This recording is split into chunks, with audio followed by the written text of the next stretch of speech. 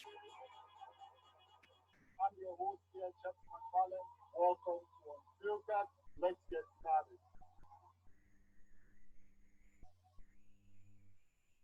Hello, ladies and gentlemen. Welcome to another episode of Unfiltered. I'm your host, Chef McFarlane. It's much appreciated the perspective we have the opportunity to learn from one another. Our stories are powerful and needed for the world. It took a pandemic like this for us to think. I have focused on using my art as a tool. Because the opportunities are vast. We have a crucial moment on which to engage in that study right now.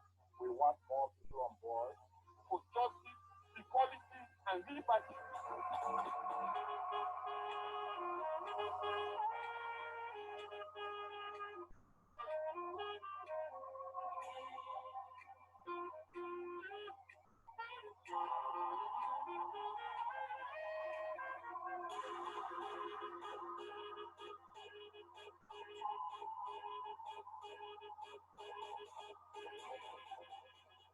I'm your host here, Chef McFarlane. Welcome to Unfiltered. Let's get started. Hello, ladies and gentlemen, welcome to another episode of Unfiltered. Thank you for joining us this lovely evening. We are excited to have you join us here for a great show ahead. I am going to be your host today, and I am going to be assisted by my co-host, Mr. Wesley Petit, and our guest, Dr. Georgy Levit, is joining us all the way from Germany, and it's built to be a very interesting conversation. So if you are just joining us, please, you know what to do. Share, like, start a watch party if you will, invite others to join, and leave us some beautiful comments in the comment section. We love to see your comments. And also, if you have any questions for our guest or for the host, please leave that in the comment section as well. As you all well know, the views expressed on this show and opinions do not represent those of our employers, neither of the host nor the guests who come on this show. Thank you very much. We're going to go right into it. I'm going to tell you a little bit about our guest. I will let our co-host in so that we can get the show going. So our guest today, while our co-host comes in, I'll just tell you a little bit about our guest. Our guest today is joining us from Jena, Germany, the esteemed Dr. Georgy Levit, currently advancing knowledge production at the German Institute of Human Nutrition and the Fredrich-Schiller University. He has also taught as an associate professor at ITMO University in St. Petersburg, the University of King's College here in Halifax, and Herzen State University in St. Petersburg. Dr. Levit conducting groundbreaking research at the Fredrich-Leoffler Institute of Animal Health. He has published voluminously on such topics as evolutionary theory, philosophy of biology, totalitarianism in science, history of science with a specific focus on Germany and Russia.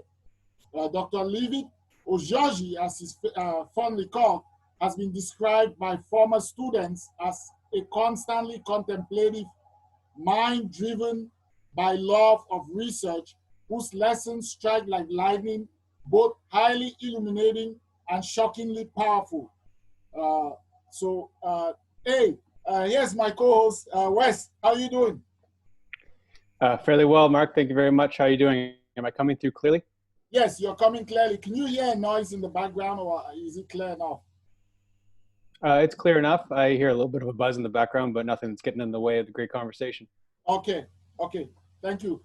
Well, lovely to see you. Looking forward to this conversation with the professor. Why don't we let him in?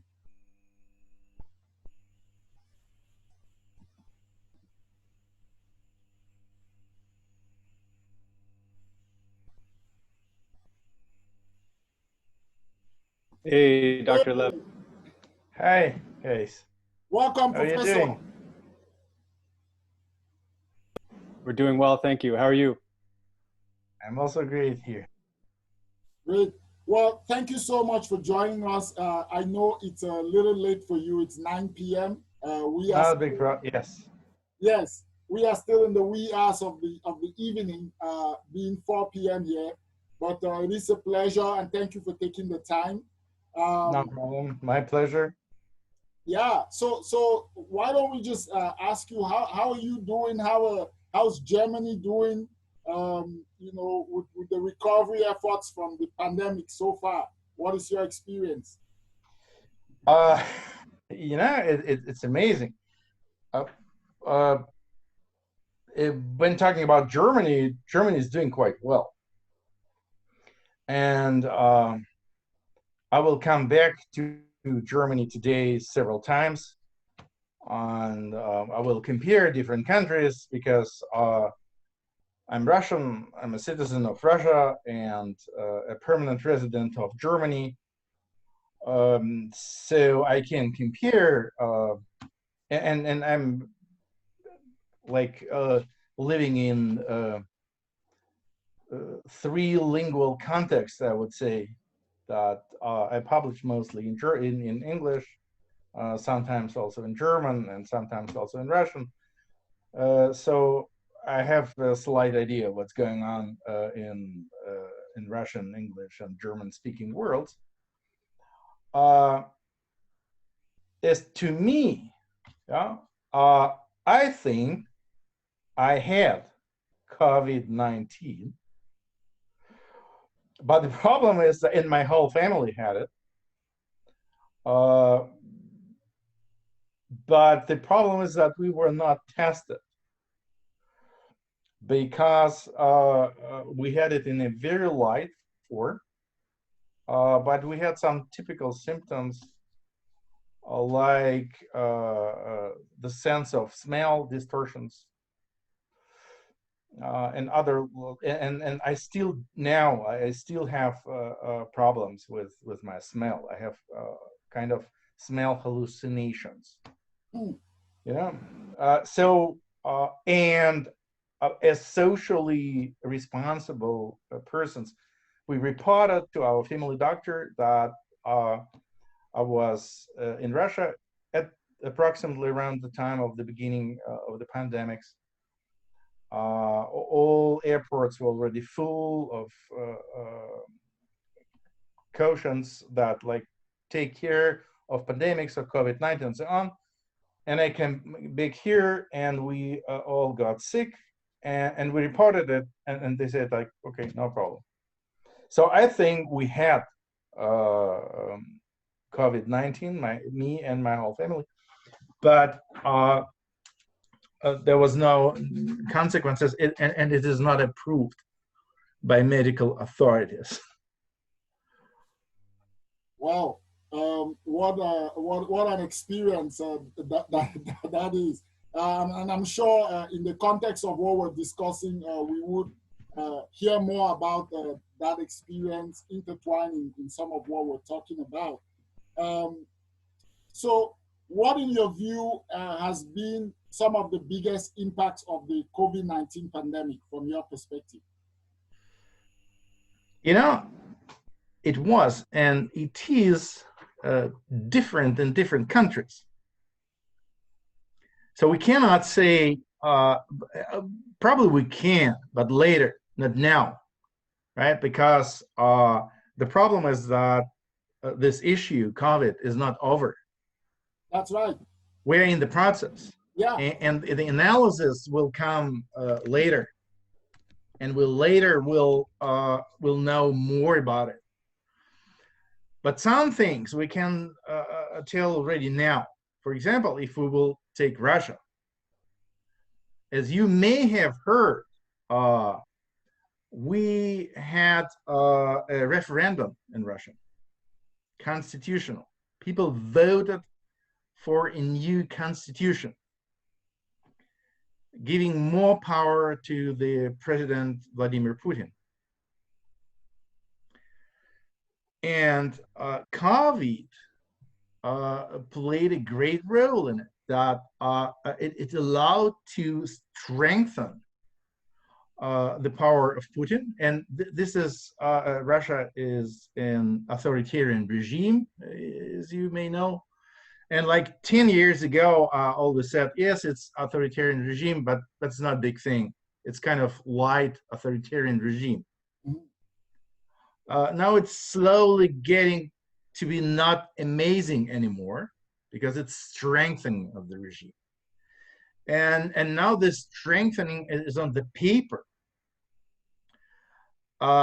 because we have now a new constitution. And with lots of new amendments at once, like 200. And the problem is that this new constitution gives more power to Putin and gives more power to police and other related institutions. Yeah, this is also a very interesting point today. And COVID allowed to manipulate elections, to manipulate votes much more than it was done before. Because this referendum, this elections, they took 1 week, this first time, like the whole week you could vote. And a great part of it was digital. And there are already papers explaining how authorities manipulated this elections, this referendum. So COVID played a great role in this story, right? In strengthening of this authoritarian regime. Now, if we will take Germany, Germany other way around. Yeah, it's probably strengthening here democracy even, right? And for example, there's one guy, Söder here, Söder is his name, a prime minister of Bavaria. He was like a couple of years ago, he was extremely unpopular. I think he was ranked as the most unpopular prime minister in Germany. And now he's very popular. I think he's like today second after Angela Merkel. Angela Merkel. Wow. And even I think like for a moment he was number one, and maybe he will get. And you know why? Because he managed this issue, COVID, very effectively. It was very effective. And like Germany is a country which doesn't know disasters for quite a long period of time. Like after the Second World War, was quite a quiet country, right. You know. And now this exceptional issue comes with coronavirus, and this influence that the way a management reacts and the way people think about their leaders. So if like it's coming back to greatest debate. In Russia, it strengthened authoritarian regime. Right. In Germany, it strengthened democracy. Yes. Yeah. There's interesting. If I'm allowed, I can continue. Yes. Go ahead. Yeah? Go ahead. There's, I think, one more interesting point about it, namely the image of the United States outside of the United States. And I mentioned already the strengthening of authoritarian regime in Russia. And I think the way United States dealt with COVID-19 contributed to the strengthening of authoritarian regime in Russia. Interesting. I can explain why. Yeah, Russians or Russia is probably also other authoritarian regimes. They they look at the United States as a sample democracy. Mhm. And now the all TV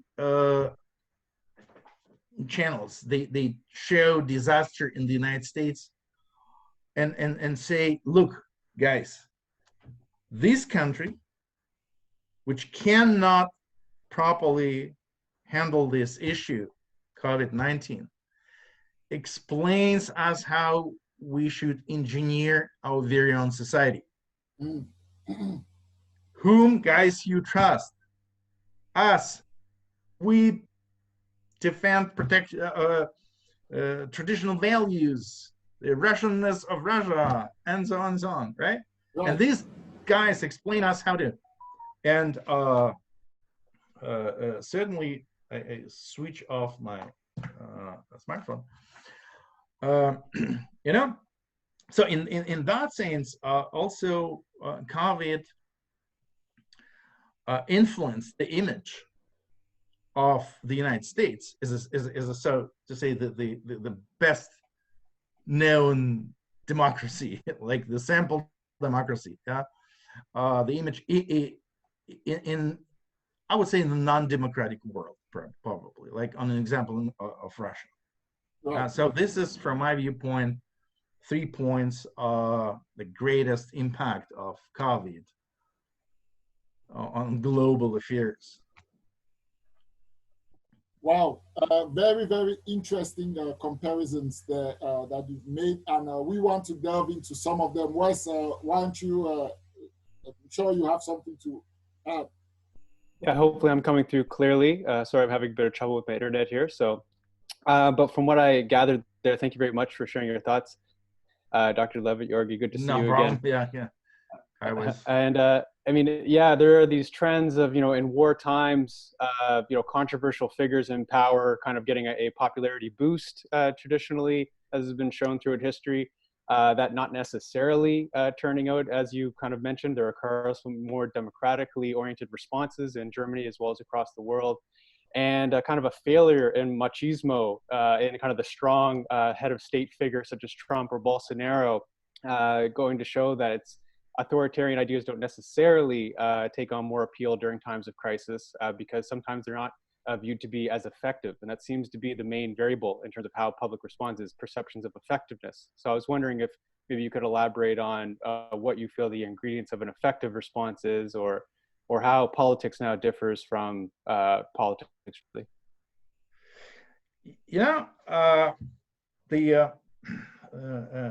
The problem here with effective response, and you actually asked me to be provocative, right? So I will allow myself to be provocative. Feel free, unfiltered. That's right.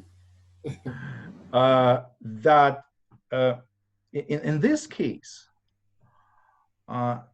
effective response may not necessarily include democratic values. Virus or wars, as you mentioned, may be, under certain circumstances, better responded by authoritarian or even totalitarian regimes. This is, by the way, one of the very popular hypotheses in Russia. Mm. Interesting. And in this case, that virus is a relatively minor problem. This is a global problem, Right. but a relatively minor. And I see the best response is quite pragmatic. Like, well, what do you need for the best response to pandemics like this? First, you need a very good healthcare system. And very good healthcare system means healthcare system like in Germany. Right. First, it's mandatory. practically everybody, like all German population and foreigners living here, they have health insurance. And there are some circumstances under which you can lose a health insurance if you are stupid. For example, I lost once, so I'm probably stupid. But generally, generally, like the whole population is insured, has health insurance. This health insurance covers everything. It's kind of a state insurance. So if you cannot pay for this insurance, the state will pay for you. There are private also here insurance companies, but it doesn't matter. In principle, your insurance covers everything. And this healthcare system not only covers everything, it encourages you to go to medical doctors. Like right today, my son received a letter from our health insurance company encouraging him to come to like prophylactical this how do you call it, research inspection, right? Maybe. Right. So it's encouraging, and that's why Germany is doing so great. But remember, as I said, I do not necessarily see a connection between democracy and health insurance system, because Soviet Union had also quite a good health insurance system, healthcare system, and Russia now is doing relatively well in the crisis, relatively, so not as good as Germany is doing, but relatively well, because there are remains of Soviet healthcare system. And China is doing also relatively well, although this is, I don't know, it's a minimum. China has elements of totalitarian society. It shares totalitarian ideology and all other things, right? So mandatory healthcare system available for everybody. This is something self-evident. And it must be self-evident for the whole world. This is a problem, right? So because global challenges, they presuppose global responses. Right. Yeah. The only way we can handle, manage this global changes with global. So we need to convert world healthcare system into kind of German healthcare system. Mandatory, available for everybody, covering all expenses, and so on and so forth. Yeah. So it sounds simple, but it's not simple. Yes. So let me follow up with a few questions on that. So in your view, what do you think that, based on this global pandemic, the health medical authorities, what has been the relationship between medical authorities and government? We see in certain countries where there is sort of a clash. The medical authorities want to be in charge, want to lead the way, but then the governments also want to control the narrative, want to lead the way. So what is your viewpoint on this issue, both from, totalitarian countries, yeah, and also in democratic countries? Also different in different countries. In Russia, as I already mentioned, they try to instrumentalize medical authority for their political purposes. But this is not the only country where this happens. and this is very, very evident.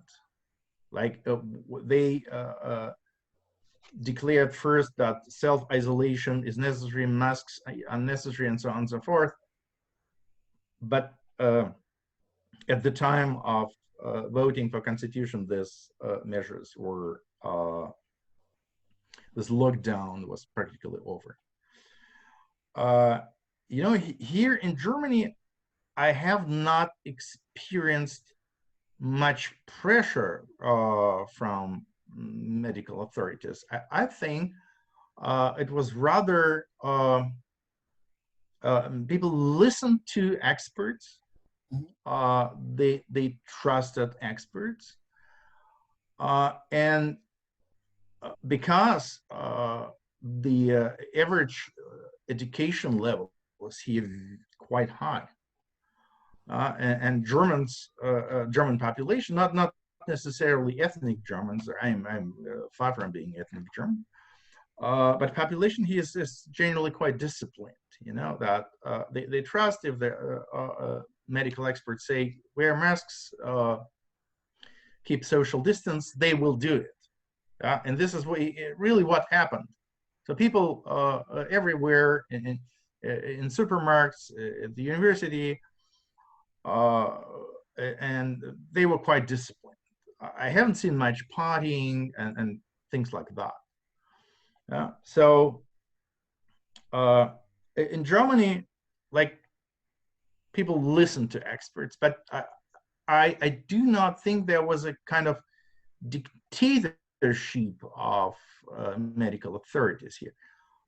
I suppose that something like a dictatorship of medical authorities happened in Sweden, because there the chief epidemiologist suggested this Swedish model, Right. with no mandatory isolation, and this, say, experiment is still not to the end. But at the moment, it had probably in this European and Scandinavian countries, it had quite negative consequences, maybe disastrous even, we can say.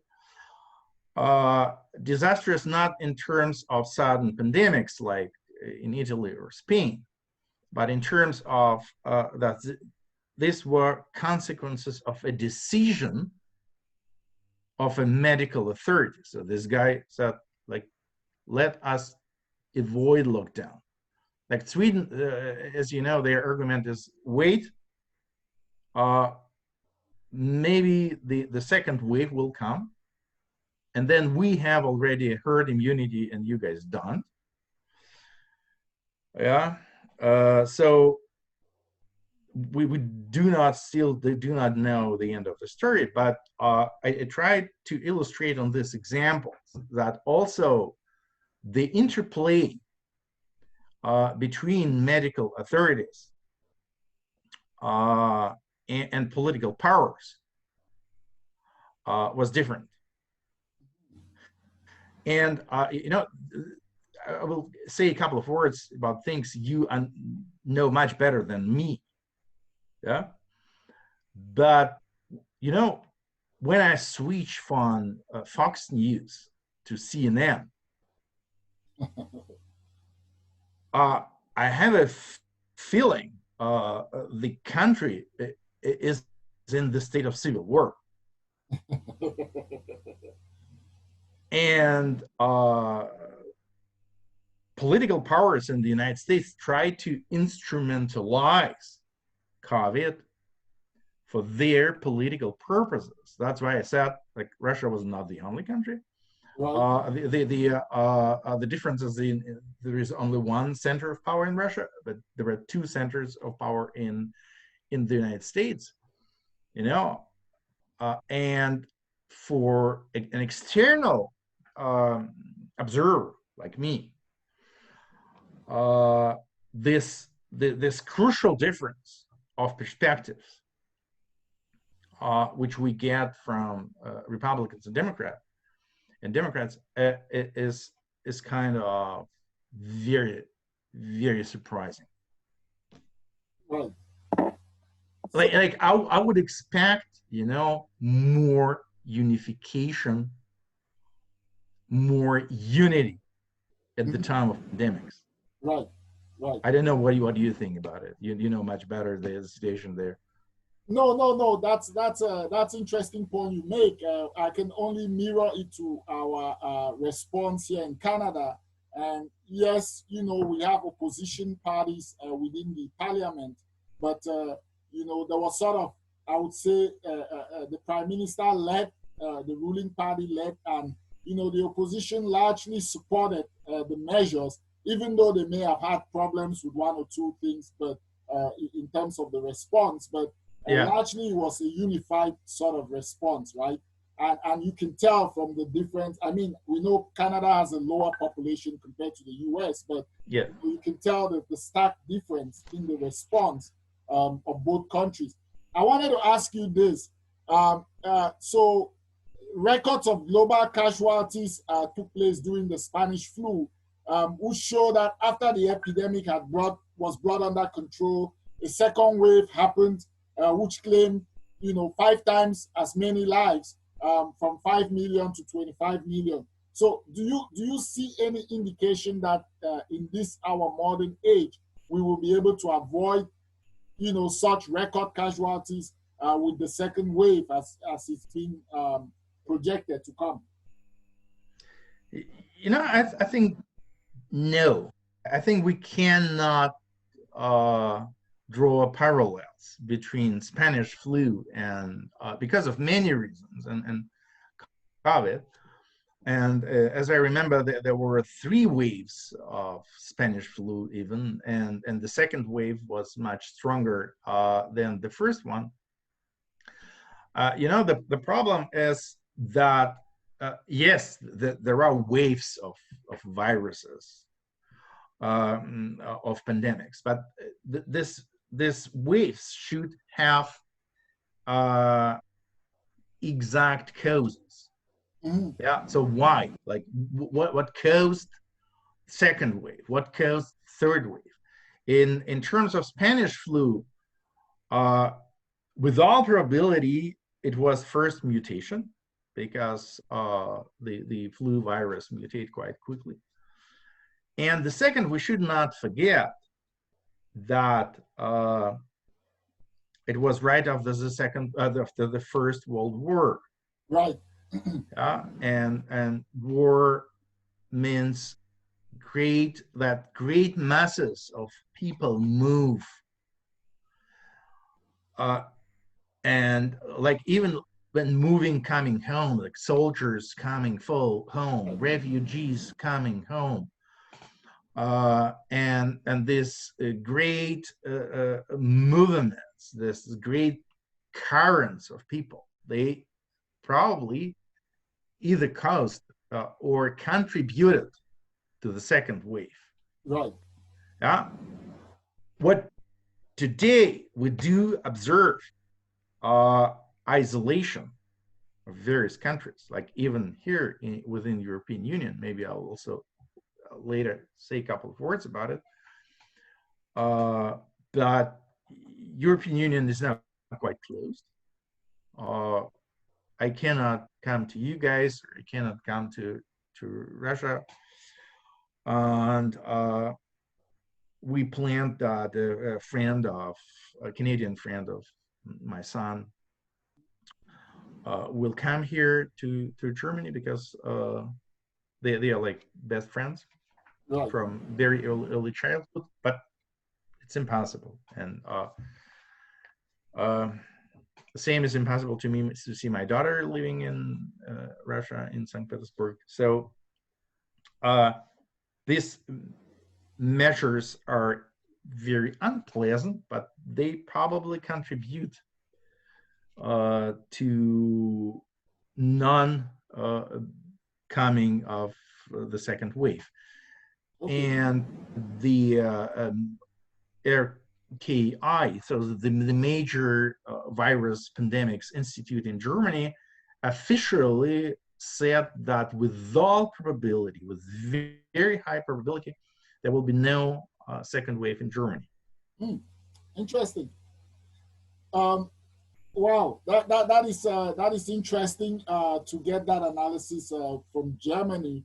And I mean, I think you're right. It varies because even here in Canada, even though there's talk of a second wave, with the measures that are being put in place to ensure that this curve remains flat, there is optimism that it may not be, as people talk about it. But let me ask you this. So some would refer to, the vast, rapacious, fast nature of medical research taking place right now as a race for certainty. Yeah. So what forms of certainty can science never hope to reach?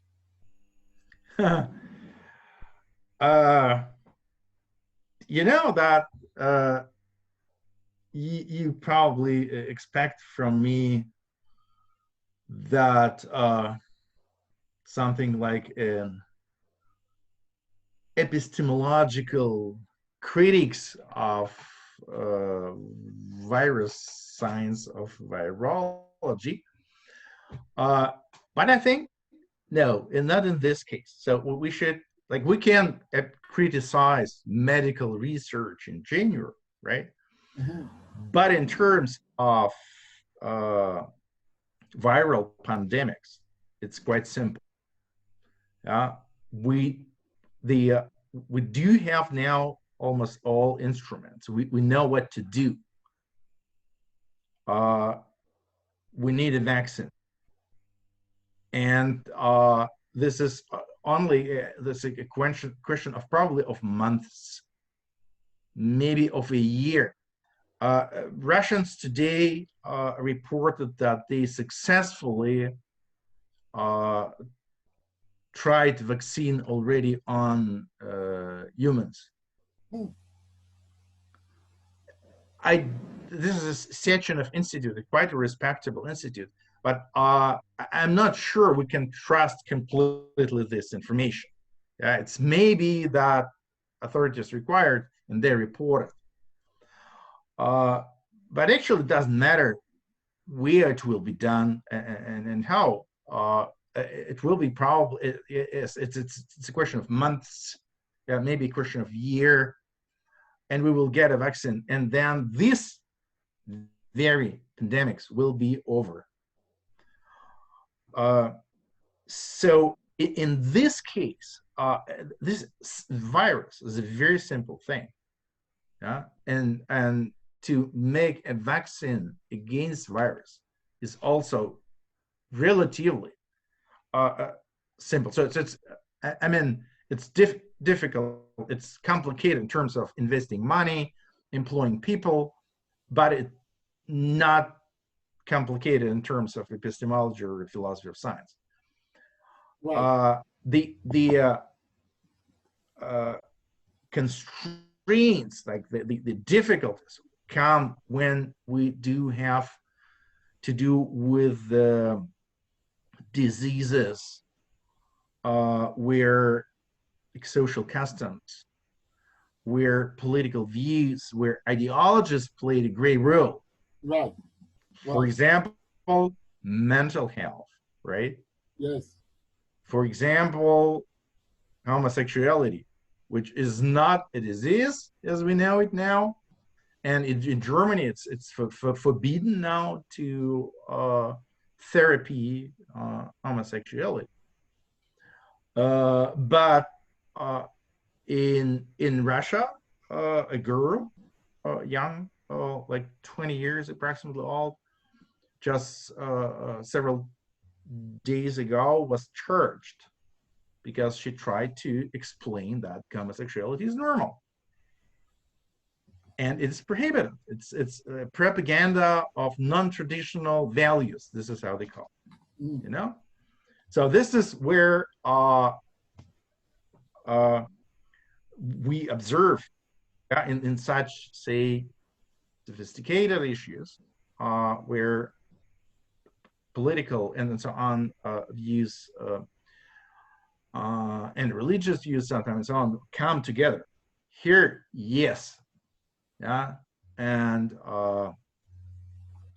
but in terms of virus, I don't see here big problems.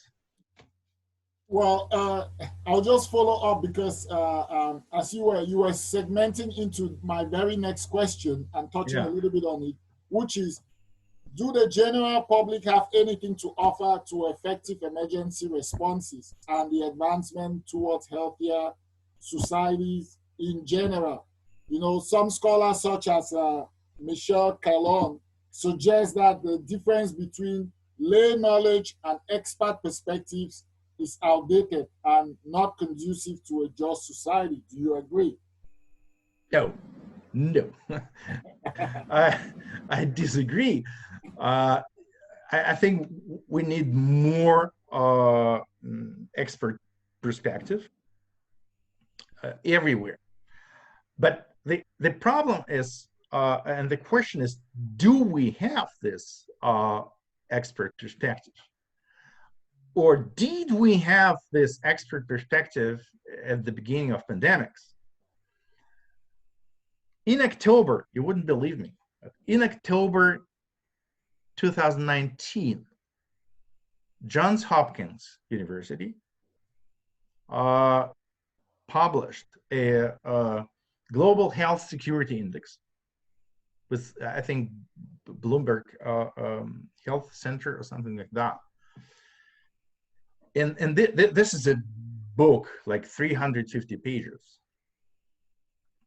In this book, they predicted a reaction of various countries to a hypothetical pandemics. Now, the most interesting is that two countries, which according to this analysis on 350 pages, would do best, who scored best scores. Yeah, they were not perfect. The authors of this analysis said no country is really 100% prepared. Right. But they predicted which countries are best prepared.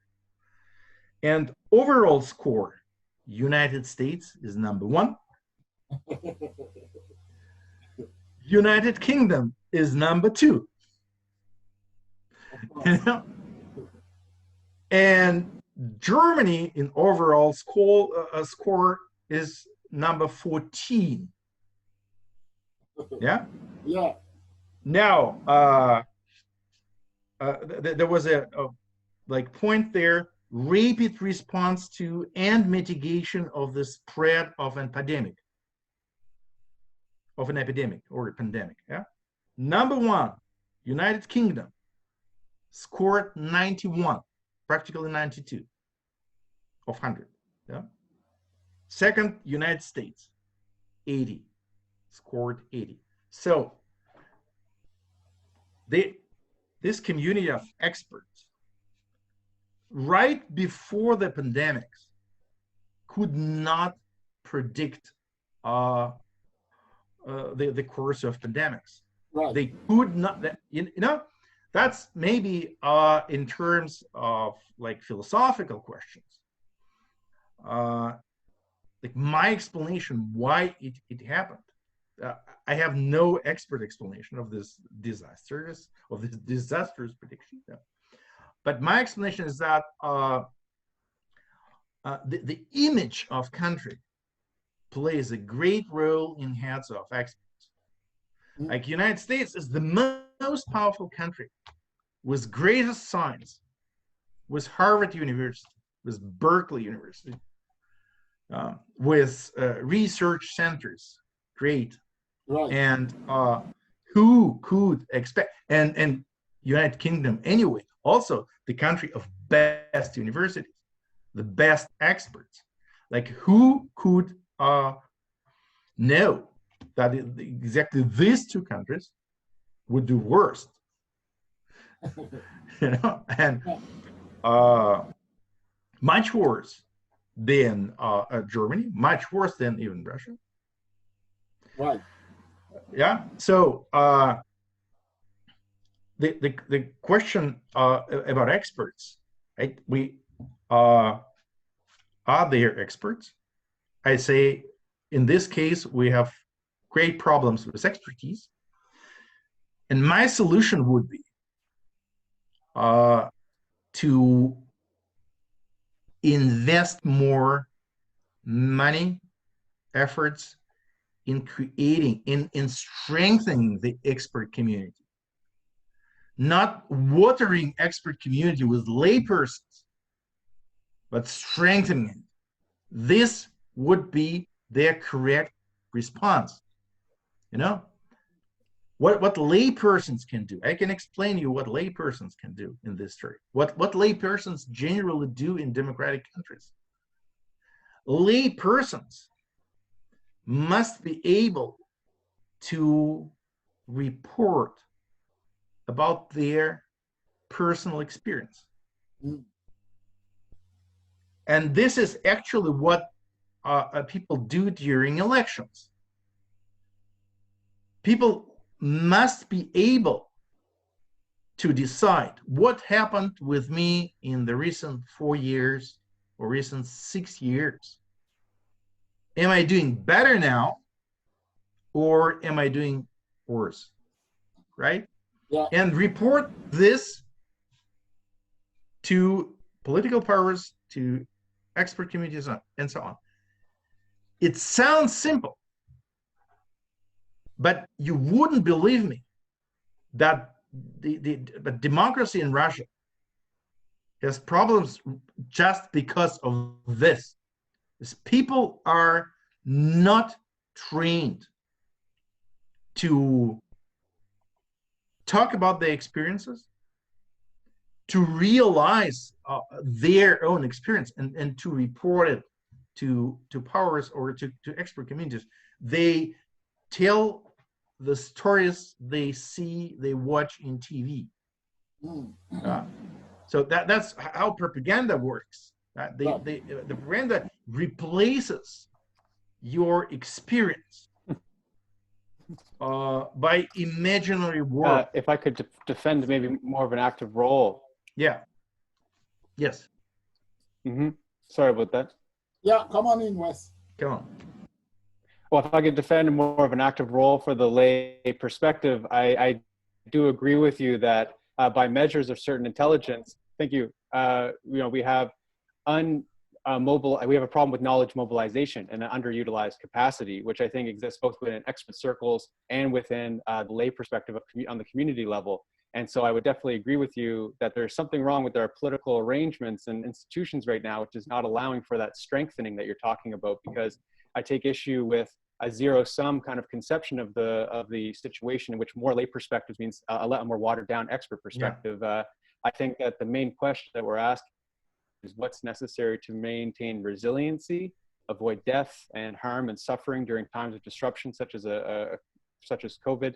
I think there's lots of preventative work that needs to be put in to have effective emergency responses. And I think that the knowledge necessary on what preparations are necessary exist within expert circles as well as on the community level. Yeah, if there is an expertise already, like if we know exactly what to do, we need a lot of volunteers and well-educated lay persons for spreading this knowledge. Like why, for example, social distancing is important, why wearing masks is important, what strategy is best at the moment worldwide. Is it Swedish model, is it German model, is it American model, and so on. Yeah. So I like responded to the question first very polemically, like saying, laypersons, like we first of all we should strengthen the expert community. But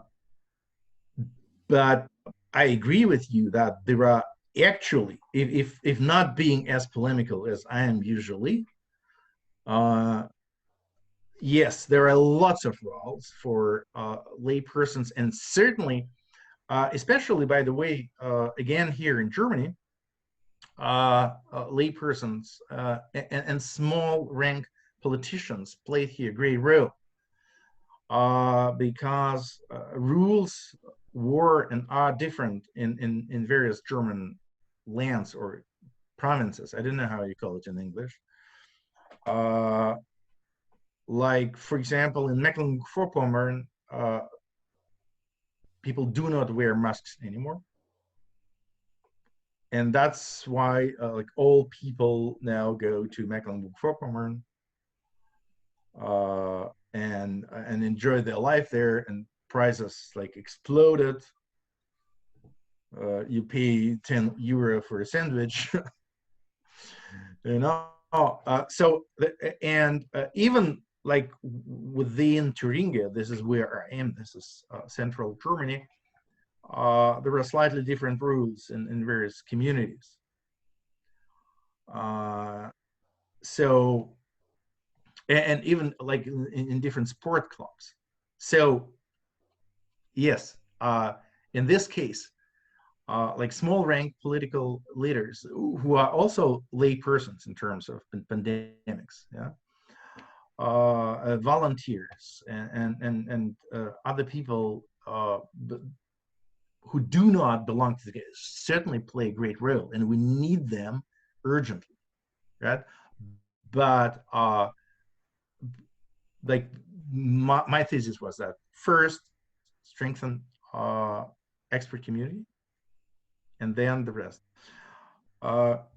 And this is probably especially important in terms of coronavirus, because as I have heard from my friends who are virologists or epidemiologists, the problem is that community of epidemiologists is now very small.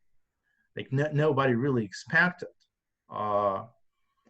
the appearance of such a pandemics, right? And that's why the financial support of epidemiology was relatively modest, and that's why like coming back to your question about the race and the medicine and so on and so forth,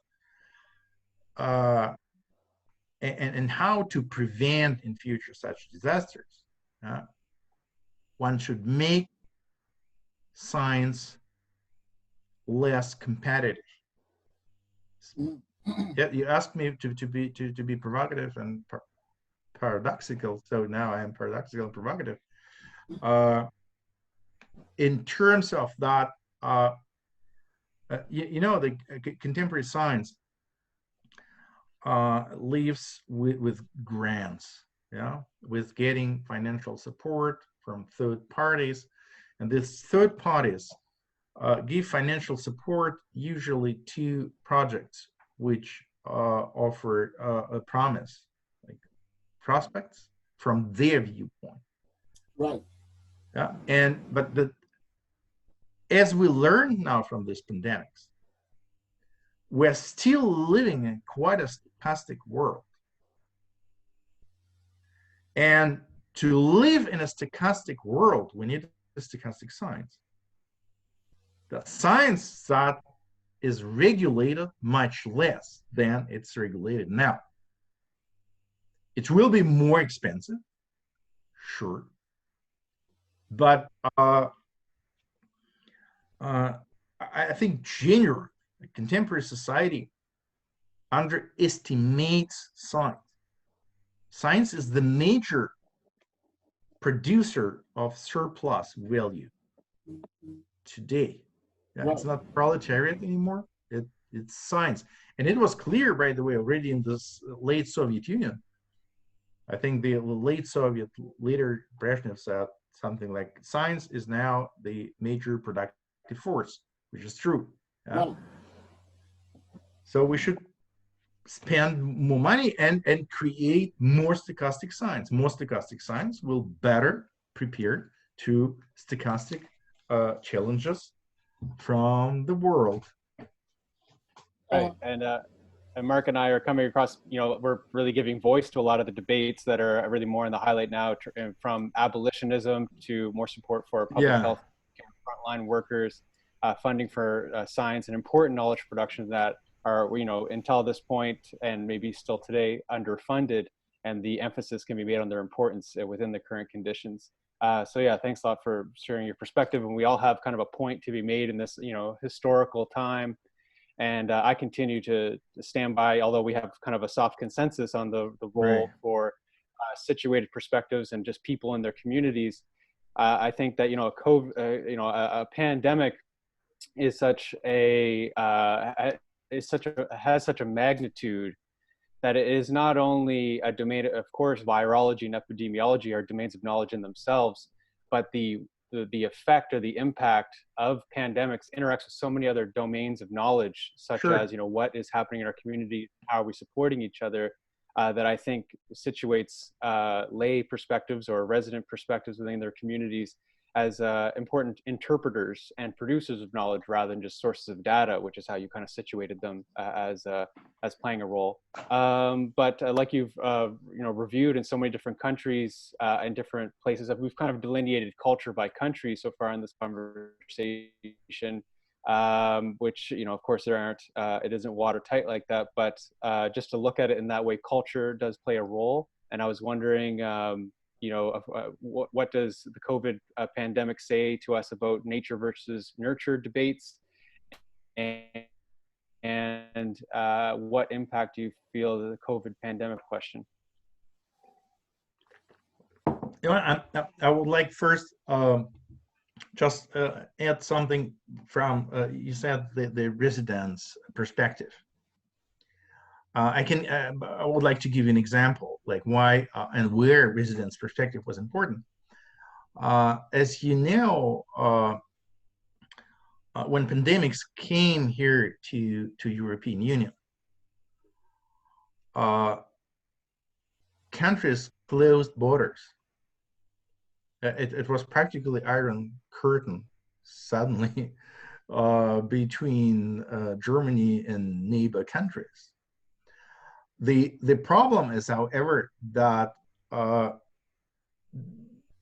the economies and people living here, especially people living in border regions, are very closely intervened. So the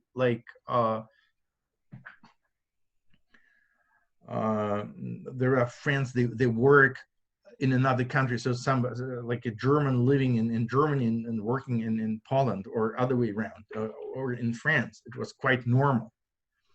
And when European Union closed borders, it was certainly shock for people living there.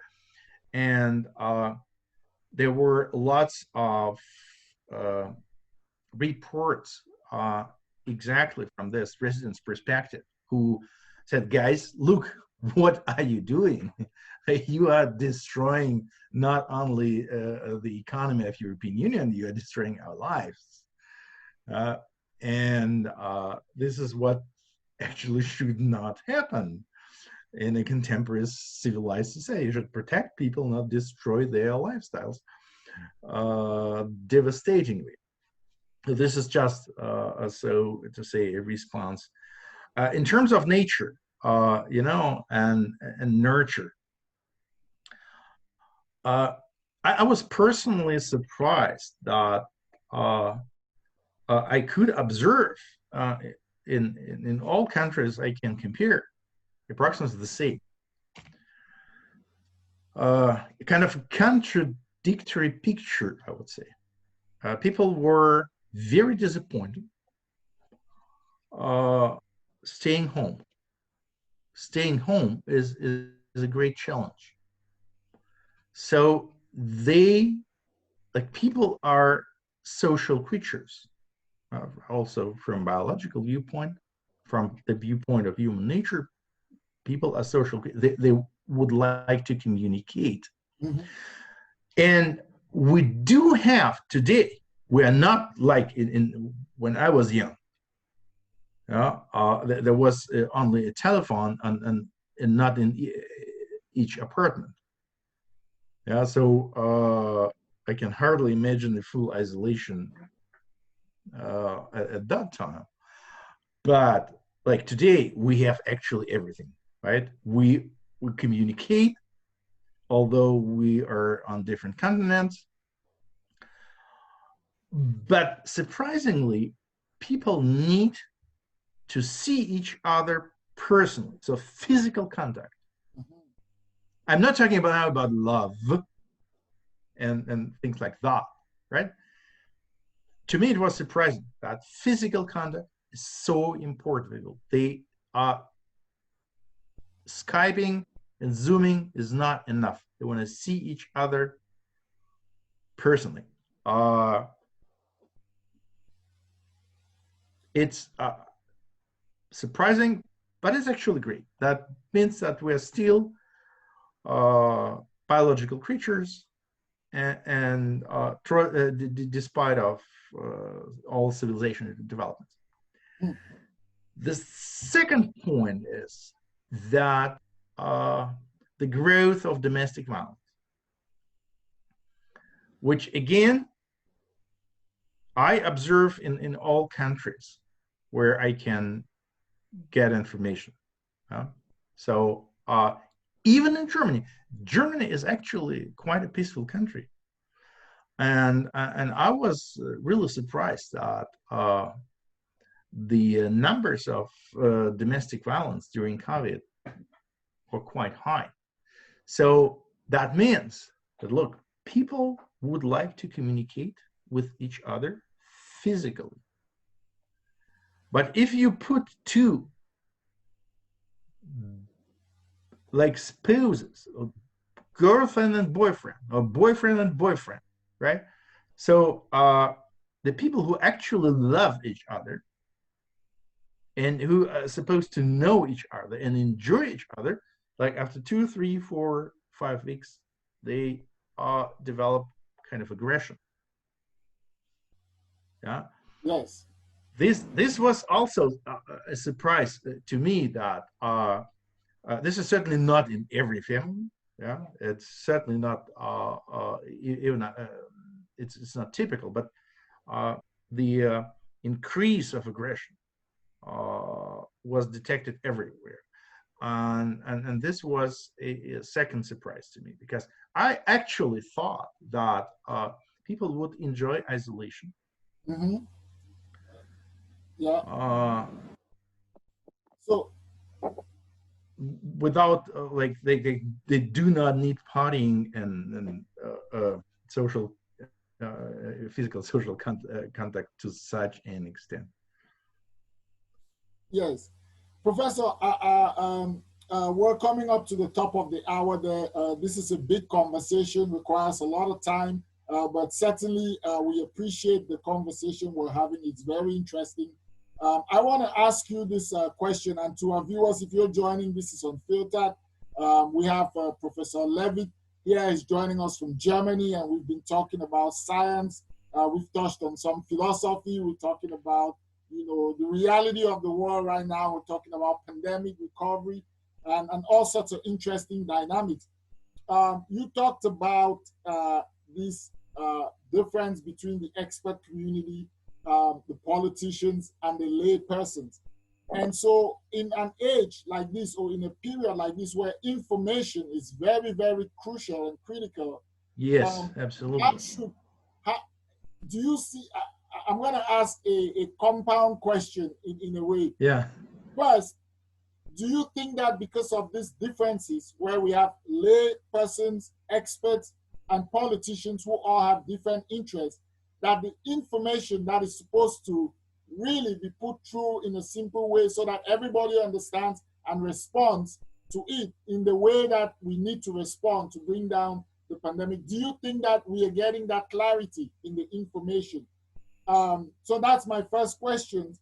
And then the second one is, how should we consume the information? In the second, yes, given that experts might be saying one thing, Yeah. politicians might be saying something else, and we as the lay people are responding based on our personal experiences.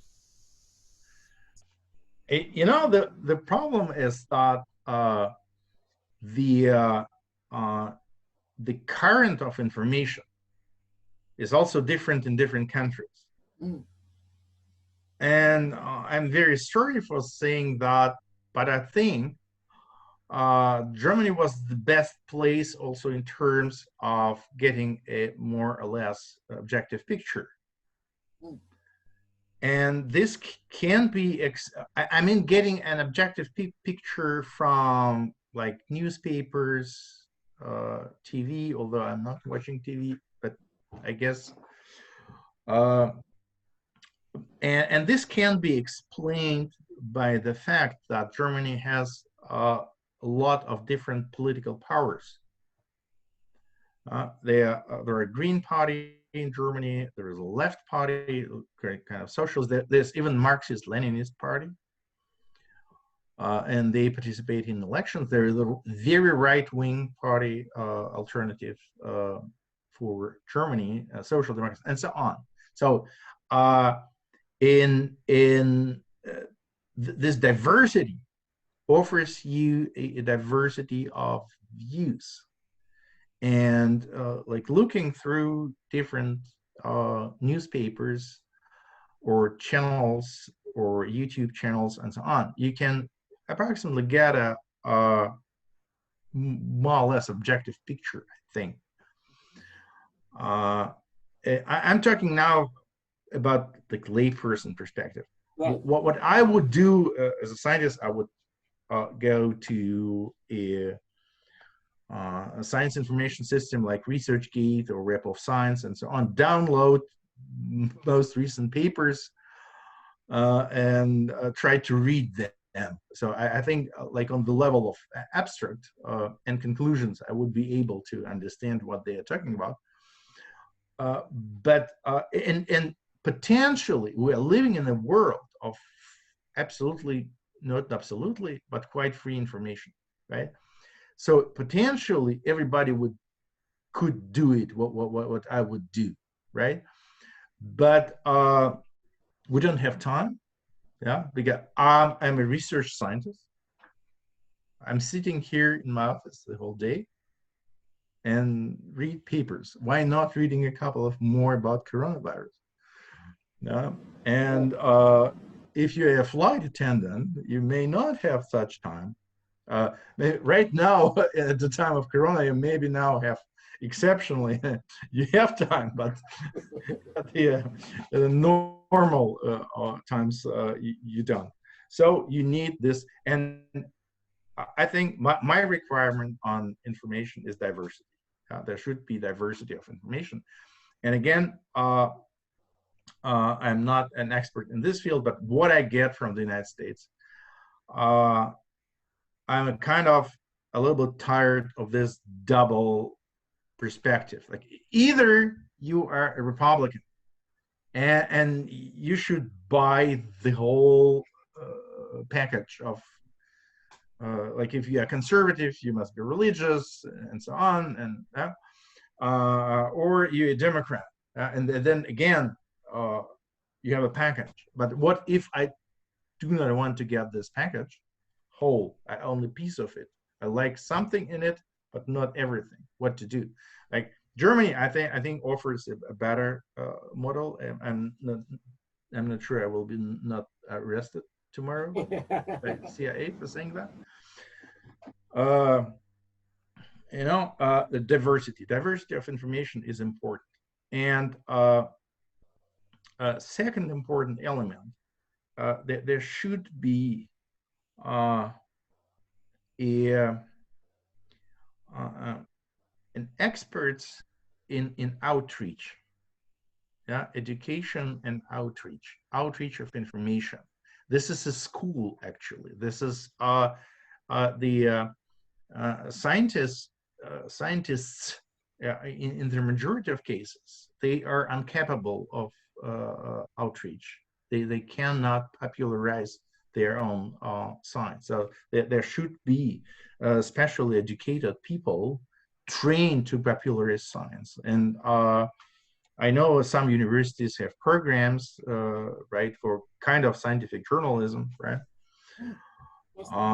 And if we will offer experts of that kind. If society has enough experts of that time, and society is diverse enough, you will get a more or less objective picture. If not, right, if you have, say, only one center of power is in Russia, or even two centers of powers, I think it's not diverse enough. One is very bad. I can assure you. Right. So, Wes, I don't know if you want to follow up with some question or.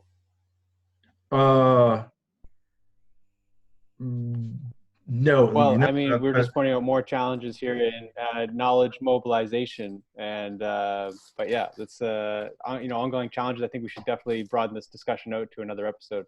Sure. Definitely. Thank you very much for your observations today, Dr. Levit. Yes. Thank you for inviting me. Thank you so much for coming, and certainly we'll have you back because we have more questions. It's a really substantive discussion, and we wanted to expand it and talk about other things happening, other challenges happening globally.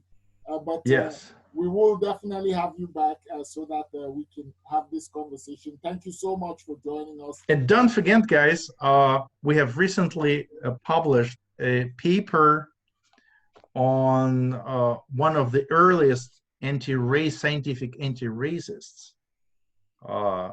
It was a Russian guy, Miklucha Maklay. So if you're interested, we can talk about it next time or someday. That would be. Thank you for inviting me, guys.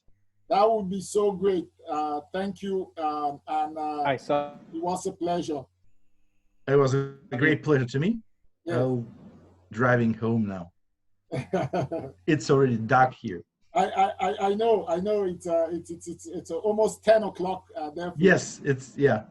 Yes. So, well, thank you so much, Dr. Levit. Thank you, guys. I saw you posting about the person. What was his? Thank you for joining and watching us today. It has been a great show. We will have Dr. Levit again so that we can continue on this conversation. Thank you so much, and have a great evening. Thank you. I enjoyed it very much. Okay. Bye. Great. Thank you. I'm your host here, Jeff McFarland. Welcome to Unfiltered.